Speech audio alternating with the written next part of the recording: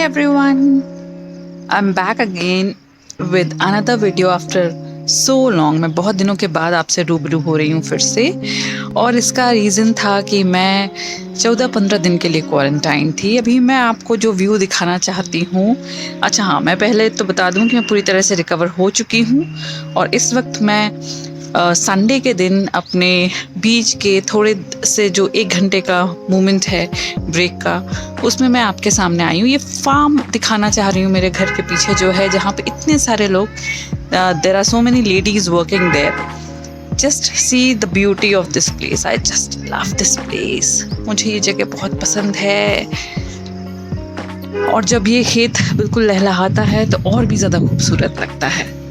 तो ज़्यादा कुछ नहीं है इस वक्त बोलने को, सिर्फ एक छोटी सी चीज़ बताना चाहूँगी कि एक कहानी जो मैंने लास्ट टाइम आपको सुनाई थी, वो कहानी थी मेरे तुकाराम के गधे की कहानी। उस कहानी के बाद मुझे कुछ रिव्यूज़ मिले और उन रिव्यूज़ में से एक था कि इस कहानी को मैं पूरा करूं। मुझे वो कहानी उतनी ही पता थी जितनी मैंने सुनाई थी, बट हाँ, उसका एक एक्सटेंडेड वर्जन मुझे बाद में पता चला, and that extended version is what I am going to share with you right now. मैं आपको वो एक्सटेंडेड वर्जन बताना चाहूँगी। हमने उस कहानी को वहीं छोड़ दिया था कि कैसे तुकाराम और उनका बेटा आदर्श उस गधे पर बारी बारी से चढ़ते हैं और उतरते हैं, पर दुनिया के लोग कुछ ना कुछ उन्हें बोलते रहते हैं। उसमें आखिरी में एक और पॉइंट था कि इतने लोगों की बातें मान के एक चौथा इंसान जब आता है और वो बोलता है कि तुम गधे को इतना ज़्यादा परेशान कर रहे हो आप दोनों, तो उसे भी थोड़ा सा आराम दे दो।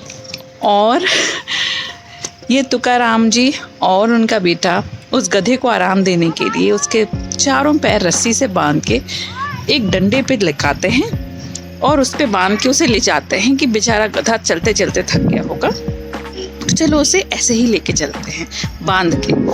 वो एक के पीछे एक उस डंडे पे गधे को बांध के ले जा रहे होते हैं। तभी वो देखते हैं कि एक पुल आता है। वो पुल क्रॉस कर रहे होते हैं। पुल कमज़ोर होता है, टूट जाता है और नदी में गिर जाता है। जब वो पुल में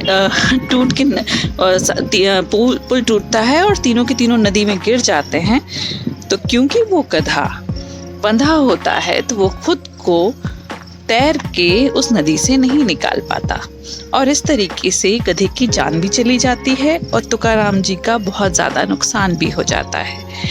So this is the final conclusion of the story, and the fact is कि हम दूसरों की बातों में आके अपना खुद का बहुत सारा नुकसान कर लेते हैं, और जो कि एक बिल्कुल ही अक्लमंदी का काम नहीं है। तो जब भी आपको कोई दूसरे लोग कोई चीज़ बताएं, अपने ब्रेन को यूज़ कीजिए, अपनी बुद्धि को थोड़ा सा लगाइए कि जो वो बोल रहे हैं उसमें कितनी सच्चाई है।